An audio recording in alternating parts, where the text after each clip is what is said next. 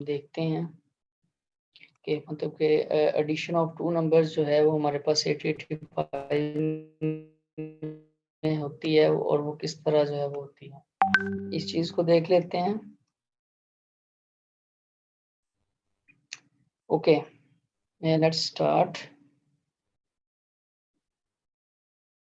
ये यहाँ पे आप लोग देखें, ये एडिशन ऑफ टू नंबर्स के लिए हमारे पास जो है वो ये कोड है ना, मतलब कि LDA 8500 का मतलब ये है कि इस एड्रेस से 8500 एड्रेस पे जो चीज़ पड़ी हुई है उसको अकोमुलेटर में लेके आओ और फिर जो अकोमुलेटर में लाए हो उसको रजिस्टर बी के अंदर मूव करो। बच्चे मेरी आवाज़ आ रही है आप लोगों यस तक? सर, आ रही है सर।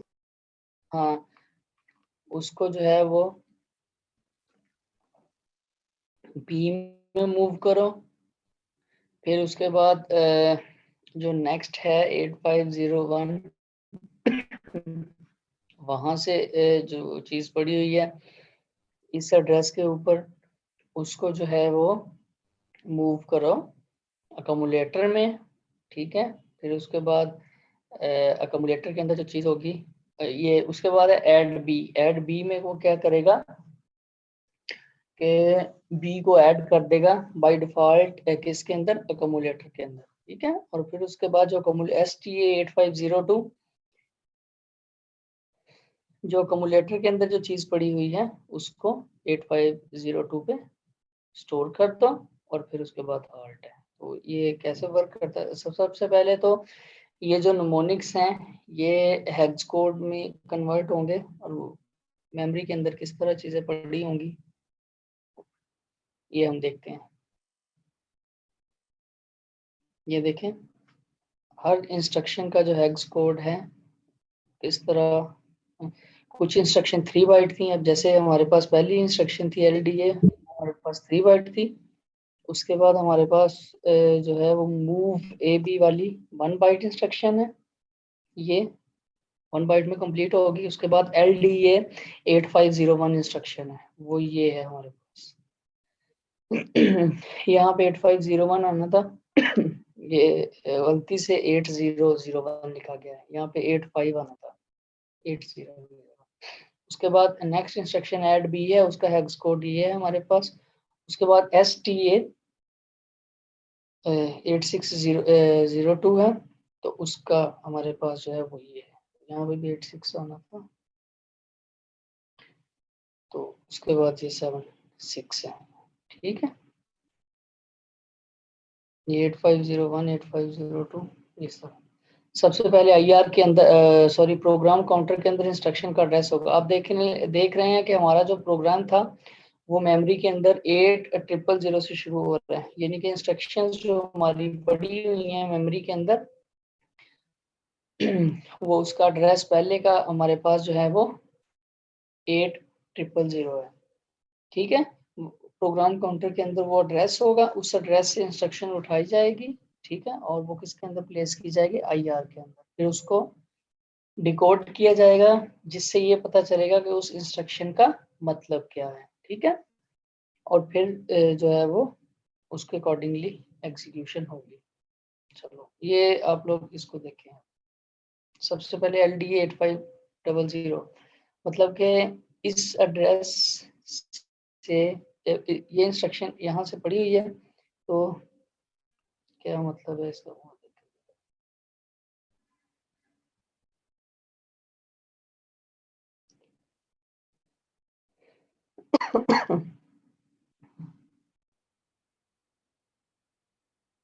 ये इंस्ट्रक्शन IR में जाएगी,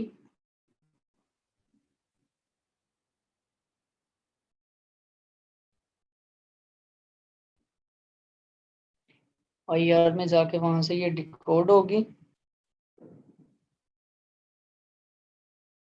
डिकोड होने के बाद जो भी कंसर्न्ड ऑपरेशन है, कंसर्न्ड ऑपरेशन ये है कि मतलब कि उसके बाद नेक्स्ट इंस्ट्रक्शन आ गई, यहीं से उसे पता चल जाएगा कि मैंने जो है वो अकोमुलेटर को लोड करना है 8500 एड्रेस से। तो पहले एड्रेस वो 8500 आया, ये देखिए 8500 पे क्या पड़ा हुआ है 04, तो वो 04 यहाँ पे किधर जाएगा, अकोमोडेटर के अंदर जाएगा।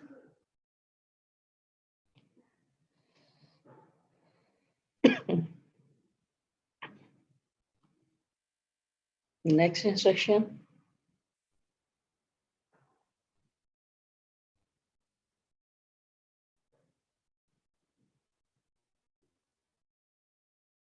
फोर सेवन,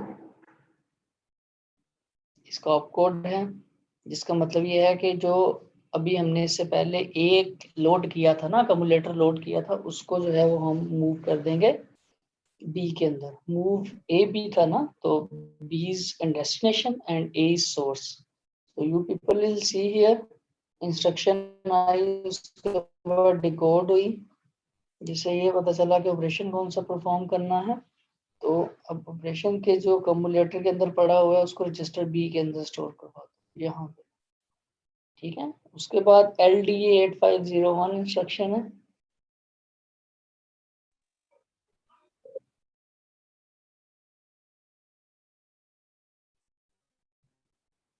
तो इसका ऑप कोड फेच हुआ है। पहले हम देख रहे थे लास्ट लेक्चर में ऑप कोड फेच साइकिल होता है, memory read cycle, memory read cycle. यहाँ पे एक ही वो मेमोरी रीड साइकिल कर रहा है, लेकिन उसमें जो है वो दो मेमोरी रीड साइकिल होते हैं, जिसमें लोअर एड्रेस को वो उठा के लाता है, फिर हायर को।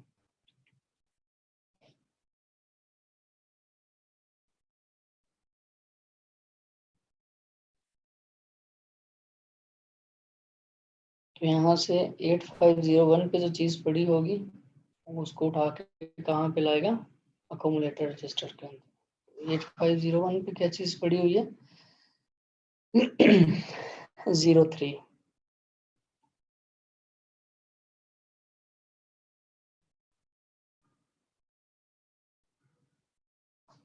इसको अकोमोडेटर के अंदर लोड करेगा। After that will execute next instruction. आप ये देख रहे हैं कि हर नेक्स्ट इंस्ट्रक्शन है ऐड बी। ऐड बी का ये मतलब है कि बी रजिस्टर के अंदर जो चीज पड़ी हुई है उसको अकोमोडेटर में ऐड कर दो। यहाँ पे अकोमोडेटर नहीं लिखा हुआ, ये इंस्ट्रक्शन ही ऐसी है कि बाय डिफॉल्ट ऐड सी करेंगे तो वो सी को ए में कर देगा, ऐड डी करेंगे तो वो डी को ए में ऐड कर देगा। तो यहाँ पे देखें ऐड बी किया है, तो ऐड बी अगर उसने करना है तो बी वाली जो चीज है पहले यहाँ से टेम्परेरी रजिस्टर में आएगी, क्योंकि ALU arithmetic and logic unit will perform the addition. तो इसका आंसर जो है वो वापस किसमें, अकोमोडेटर रजिस्टर के अंदर, क्योंकि accommodator register store the address of latest operation performed in ALU। तो अब उसके अंदर क्या चीज आ गई 7 और अकोमोडेटर के अंदर। And our next instruction is to store the contents of accumulator. Accumulator के अंदर जो चीज पड़ी है उसको एक खास एड्रेस पे क्या कर दो, जाके स्टोर कर दो।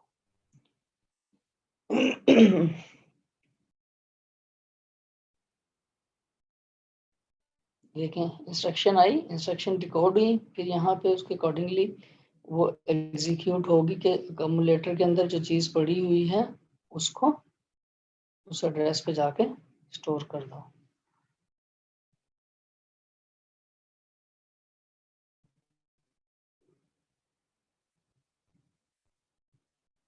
और उसके बाद नेक्स्ट इंस्ट्रक्शन है हॉल्ट।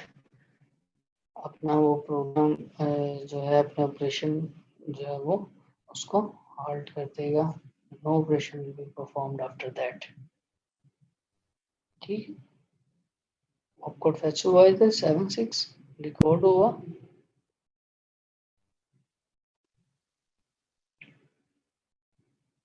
तो अपना उसने जो भी था ऑपरेशन परफॉर्म कर दिया।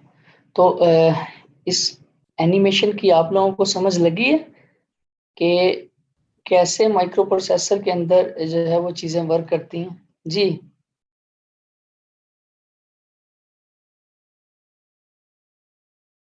बच्चे, आवाज आ रही है मेरी आप लोगों तक? यस सर आ रही है। तो एनिमेशन यस सर आ रही है, कंफर्म आ रही है। यस सर आ रही है। हाँ उस ओके तो अच्छा 8085 के अंदर जो कि 8 बिट माइक्रो प्रोसेसर था और 8086 के अंदर जो हमारे पास डिफरेंस है वो ये भी है कि यहाँ पे आप लोग देख रहे होंगे कि ये वाला पार्ट, ये जो ऊपर वाला पार्ट है, ये हमारे पास लिखा हुआ है BIU जिसका मतलब है बस इंटरफेस यूनिट, ठीक है। और जो दूसरा पार्ट है हमारे पास ये है EU एग्जीक्यूशन यूनिट, ठीक है। BIU का जो पार्ट है उसमें कुछ चीजें हैं, ठीक है, और EU जो है उसके अंदर कुछ चीजें हैं। ये हम देखते हैं कि इसमें यहाँ पे एक नई चीज आ गई है, वो है 6 बाइट प्रीफेच क्यू। इसका क्या मतलब है इसको हम देखते हैं। असल में मेरा थोड़ा सा ना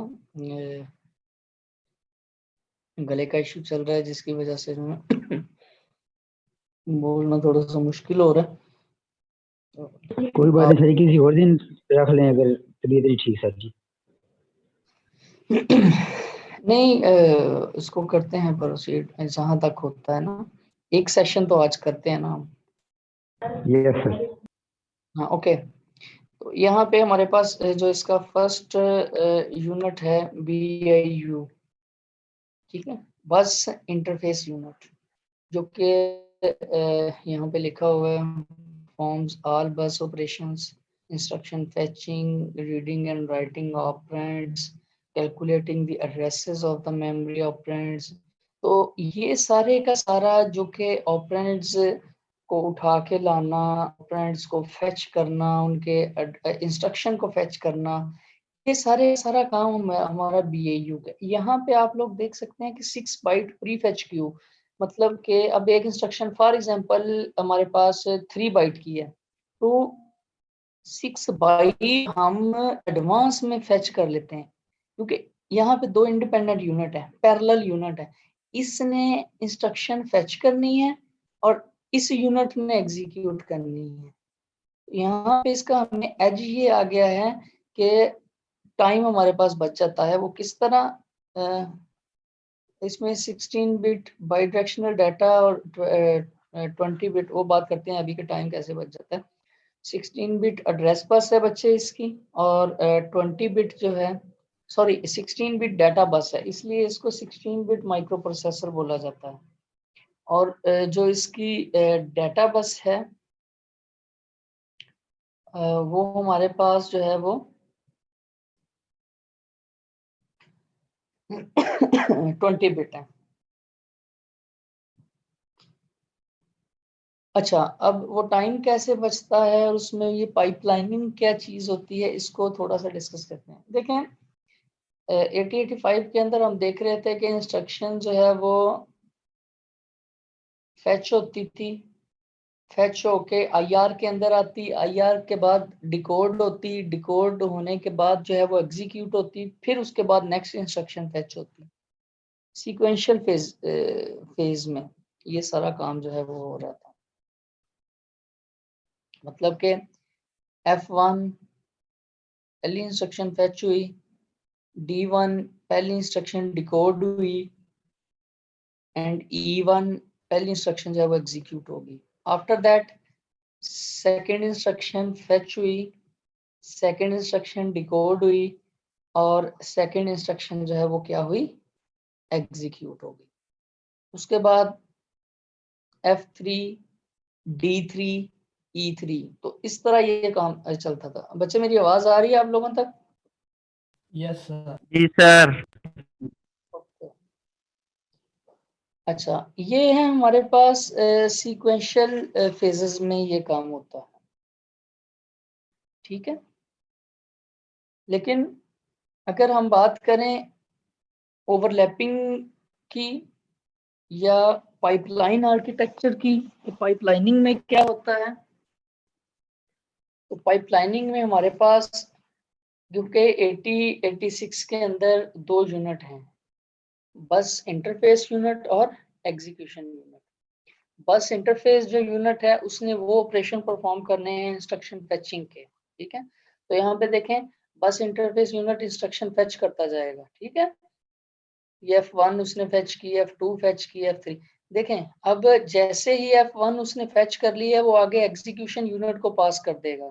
एग्जीक्यूशन यूनिट उसको जो है वो क्या करेगा, डिकोड करेगा और एग्जीक्यूट करेगा, डिकोड करेगा और एग्जीक्यूट।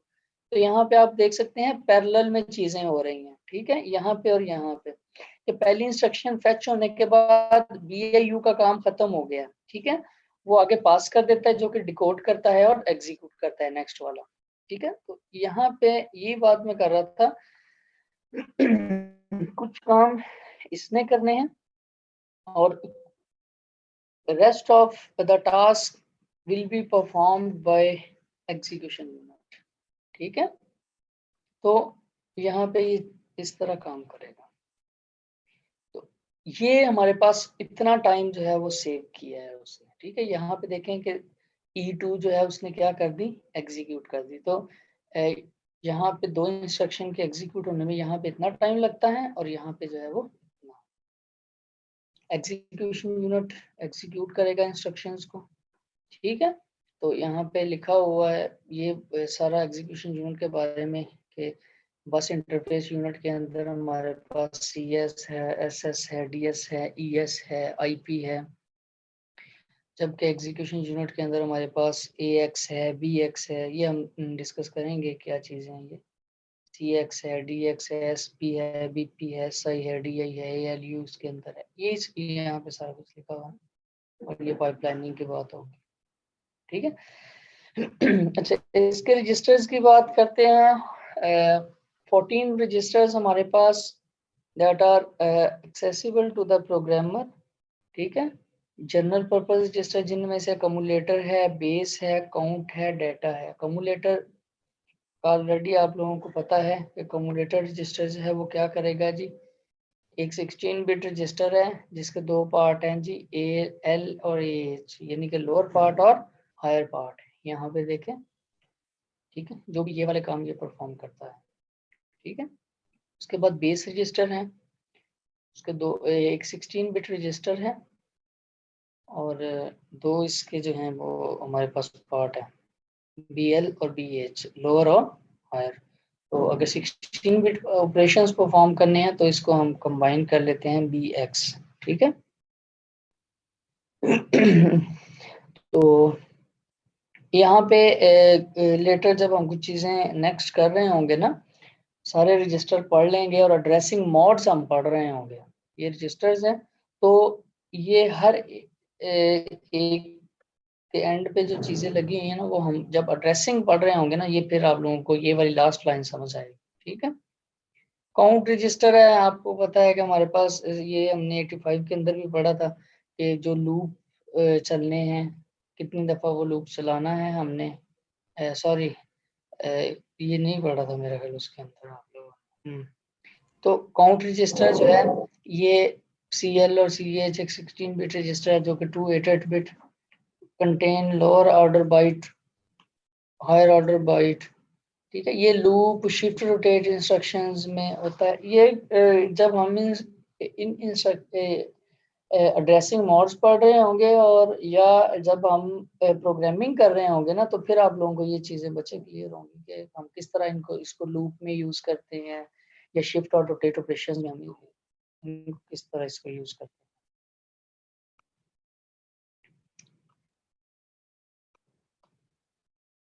ओके,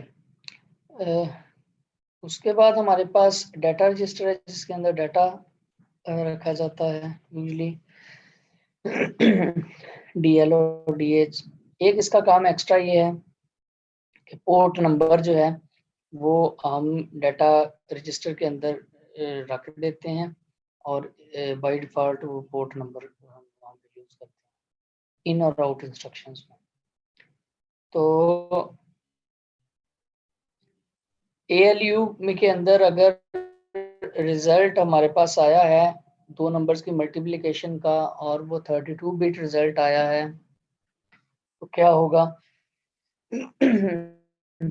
कि हायर ऑर्डर जो वर्ड है, मतलब कि 32 बिट में जो हायर ऑर्डर 16 बिट हैं वो डाटा रजिस्टर के अंदर होंगी, ठीक है, इसको पॉइंट कर रहा है, इसका मतलब कि इसके अंदर क्या होगा, एड्रेस होगा। ठीक है, तो किसी की तरफ इशारा कर रहा है वो ये, इसके अंदर क्या होगा, एड्रेस। तो यहाँ पे stack pointer, base pointer, stack का ऑपरेशन मैंने आपको बताया था। तो यहाँ पे टॉप ऑफ द स्टैक की जो बात होती है उसका जो है हमारे पास स्टैक पॉइंटर स्टैक एसपी के अंदर होता है, और बेस पॉइंटर हमारे पास बेस के अंदर। तो ये भी हम जब एड्रेसिंग पढ़ रहे होंगे तो बेस पॉइंटर और पीछे हमने बेस रजिस्टर पढ़ा है, बीएक्स और बीपी आपस में मिलकर एक एड्रेस जनरेट कर रहे होंगे, विल सी। ऐसे ही हमारे पास सोर्स एड्रेस और destination address index, source index sorry और डेस्टिनेशन इंडेक्स, ये उसको पॉइंट कर रहे होते हैं, सोर्स को और डेस्टिनेशन को। ओके, उसके बाद हमारे पास कुछ सेगमेंट रजिस्टर्स हैं।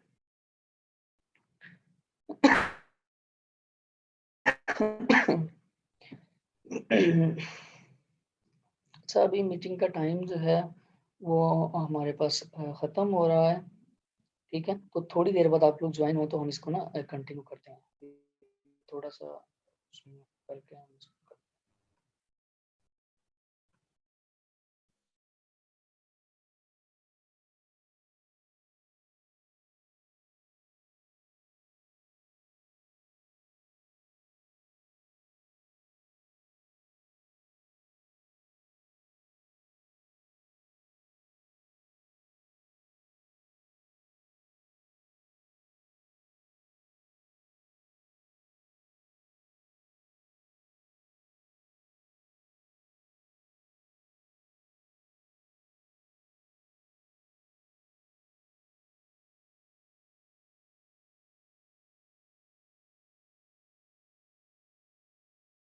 अच्छा, यहाँ पे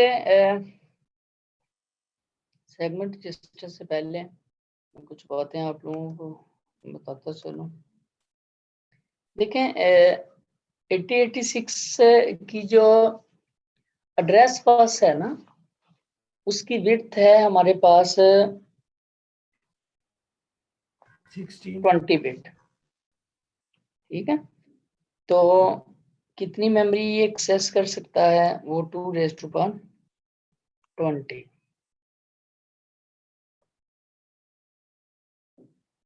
तो 2⁻20 का मतलब कि total we can attach 1 megabyte memory.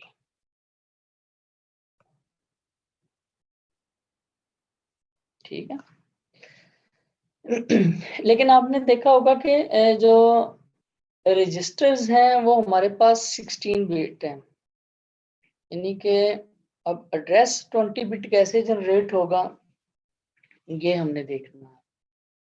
ठीक है, मतलब कि देखें ना, जो एड्रेस आना है, प्रोसेसर ने जो एड्रेस जनरेट करना है वो 20 बिट है, मेमोरी का एड्रेस, कि इस एड्रेस से जो है वो कोड फेच करना है, इस पे रीड मेमोरी रीड किया है, ऑपरेंड्स को रीड किया है, फिर उसके बाद ऑपरेशन परफॉर्म हुआ है और राइट किया ना।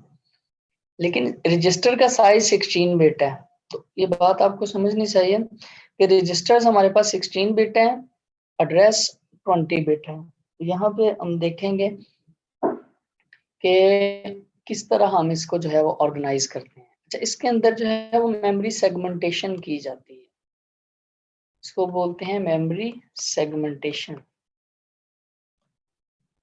मेमोरी सेगमेंटेशन का क्या मतलब है कि जो 1 मेगाबाइट मेमोरी है, फॉर एग्जांपल ये हमारे पास ये टोटल 1 मेगाबाइट मेमोरी है, इसको क्योंकि हमारे पास रजिस्टर का साइज जो है वो 16 बिट है, 2⁻16 we already know is 64K। इस मेमोरी को 64K के सेगमेंट्स में जो है वो डिवाइड कर दिया जाता है, इस मेमोरी को 64K के सेगमेंट्स में डिवाइड कर दिया जाता है, ये वाली मेमोरी। तो टोटल 1 मेगाबाइट है, तो 1 मेगाबाइट डिवाइडेड बाय 64K जो है वो एक सेगमेंट का साइज है, तो टोटल में हमारे पास कितने सेगमेंट्स आते हैं? 16 सेगमेंट। ठीक है, अब कौन सा सेगमेंट किस एड्रेस से शुरू हो रहा है, कौन सा किस से शुरू हो रहा है? टोटल 16 है, लेकिन इसमें जो है वो हम इसकी इंफॉर्मेशन जो है वो हमारे पास आती है सेगमेंट रजिस्टर्स। तो सेगमेंट रजिस्टर्स हमारे पास contain the address of the segment. ठीक है, तो कोड सेगमेंट है जो कि प्रोग्राम है, वो किस देखें 16 सेगमेंट को कुछ हम जो सेगमेंट है वो हम खास मकसद के लिए यूज कर रहे होते हैं, कुछ हम प्रोग्राम कोड के लिए कर रहे थे। बच्चे 1 मिनट वेट करो।